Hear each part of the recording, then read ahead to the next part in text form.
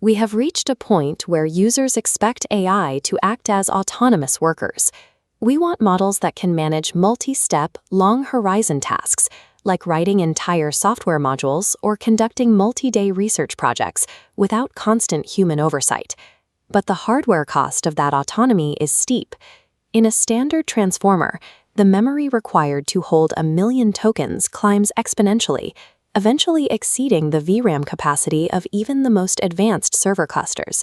This creates a hard economic limit. If the compute required to hold a complex task in memory costs more than hiring a human specialist, the agentic workflow is essentially unscalable for enterprise use. To make these long-duration agents viable, researchers are moving away from the standard transformer structure. They are implementing changes to the attention layers and residual paths to change how neural networks store and access their own history. This diagram shows the mechanism making trillion-parameter models affordable: extreme sparsity. In models like Kimi K2.6, only 32 billion parameters out of a trillion are active per token. The rest of the grid remains dark. This sparsity allows a model to retain the deep knowledge base of a trillion-parameter system while maintaining the inference speed and lower power consumption of a much smaller 32 billion parameter model. While sparse mixture of experts has become a standard baseline, the industry is deeply divided on attention. The focus has shifted to how these models can most efficiently compress the massive amounts of data in their past context.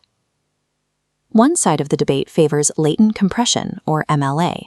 This technique shrinks key value vectors into a low-dimensional space, significantly reducing the memory footprint of the KV cache during long context tasks.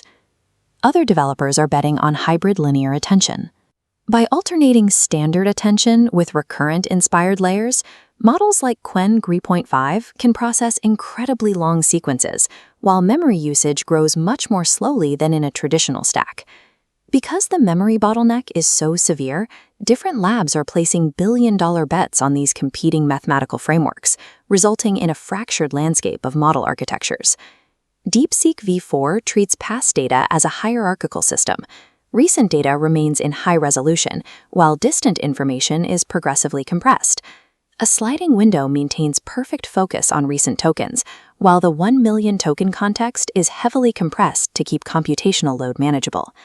v4 also updates its internal residual stream, using a technique called MHC to widen the pathways between layers.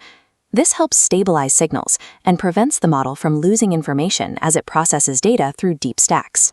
While the open weight labs publish these diagrams, the closed frontier giants like OpenAI and Google keep their exact internal math private. However, their strategic priorities are clear from the capabilities of their flagship releases. GPT 5.5.5 is built as a natively omnimodal system for agentic planning, while Claude Fable 5 prioritizes extended thinking loops for complex coding. Google's Gemini 3.1 Pro focuses on a massive multimodal context window to ingest 1 million tokens of data in one go. Frontier labs are prioritizing the ability to maintain state over long trajectories.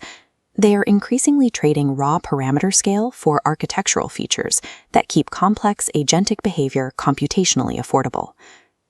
There is a growing consensus that the most effective way to improve AI performance is no longer found within the model itself. The focus has moved to the scaffold, the system architecture that surrounds the weights. This diagram illustrates the orchestrator-worker paradigm. A central model breaks a high-level goal into small task packets and routes them to specialized worker models. This prevents any single context window from becoming a bottleneck. Frameworks like LangGraph provide the infrastructure for these workflows. They manage long-term episodic memory, track tool usage, and provide a governance layer that allows the system to recover if a single step in a plan fails. Giving these agents reliable access to the outside world has led to the resurgence of the Model Context Protocol, or MCP. It provides a standard, secure way for an agent to interact with local files, databases, and third-party tools. We see the result of this multi-layered approach in Grok 4.20. Every prompt triggers 4 specialized agents, handling logic, research, creativity, and coordination, that debate each other before the user ever sees a final answer. By 2026, the model weights have become just one component in a wider system. Memory layers, specialized worker nodes, and tool protocols now operate in unison as a single integrated digital organization.